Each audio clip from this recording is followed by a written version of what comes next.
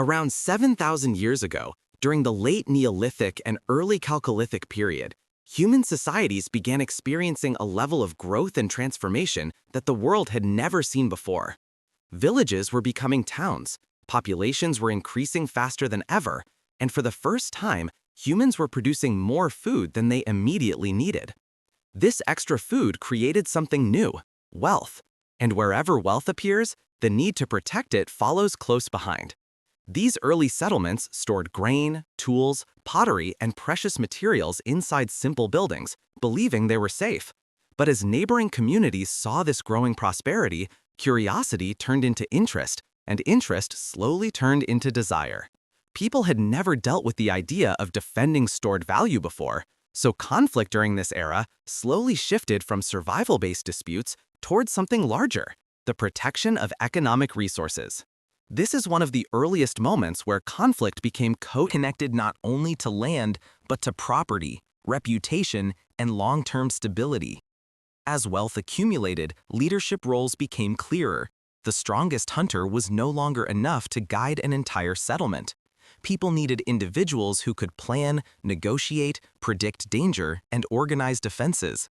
Leaders became advisors, organizers, strategists, people who understood how to balance risk with opportunity. In many early settlements, leaders kept track of supplies, managed relationships with neighboring groups, and ensured that no single member of the community threatened its unity. With this responsibility came power, and with power came the need to protect their authority. This dynamic pushed leaders toward decisions that sometimes involved confrontation, even when they preferred peace. The early development of copper tools in some regions increased tensions further. Copper was rare, difficult to find, and even harder to shape. A community with copper suddenly held an advantage: strategists, younger tools, better farming instruments, and more impressive items for trade. Communities without copper wanted access to it, and the struggle for these new materials shaped some of the earliest long-distance interactions between settlements. These interactions were often peaceful, involving trade and cooperation. But when one group attempted to control a major source of copper, or a trade route that carried it, conflict became almost inevitable. Over time, communication also played a subtle role in shaping early conflict.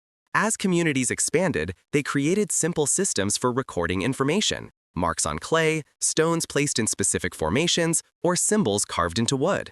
These were not writing systems, but they were communication systems. Leaders could leave messages for neighboring tribes, signal warnings, or declare boundaries. The fact that humans now had ways to express control or ownership without being physically present changed the nature of territorial disputes. Misunderstandings became more common, and misunderstandings often led to conflict. Early societies also struggled with cycles of climate change. Some regions experienced periods of drought, reducing water supplies and damaging crops. Others saw unexpected floods or changes in animal migration patterns. When nature became unpredictable, people blamed neighboring communities for taking too much water or hunting too many animals. Climate stress pushed groups into each other's territory, and even groups who had coexisted peacefully could find themselves in quiet competition. What began as accidental trespassing could quickly turn into claims of stolen land, and with these claims came tension.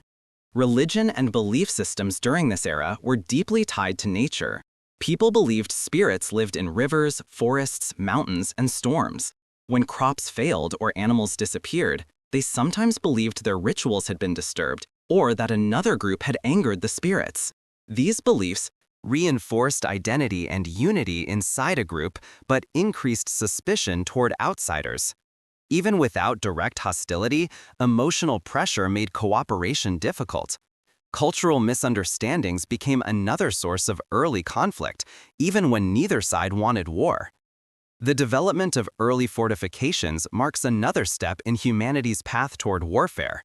Many settlements began building defensive structures, such as ditches, raised platforms, or wooden walls. These were not designed to intimidate, they were designed to protect. But the moment one community built defenses, others began to wonder what they were preparing for. Did they fear an attack? Were they planning to attack someone else? Defense became a symbol of potential conflict. Even if a wall was built for safety, it changed the psychology of the region around it. By this time, humans had begun to understand another truth: numbers mattered. Larger communities were safer, more productive, and more intimidating. Villages at work together had an advantage over isolated ones. This led to the earliest formations of regional alliances, groups joining forces to protect territory or secure trade routes. These alliances reshaped the balance of power, turning small local disputes into wider regional tensions. If one member of the alliance was threatened, others felt obligated to respond. These obligations are among the earliest examples of a chain reaction that could escalate into widespread conflict. The emotional side of early warfare should not be ignored. Humans formed deep connections with their land, their families, and their communities. When someone threatened their home, even unintentionally, the response was not just practical, it was personal. Protecting land meant protecting identity, ancestors, traditions, and future generations. These emotional layers made disputes more intense and harder to resolve.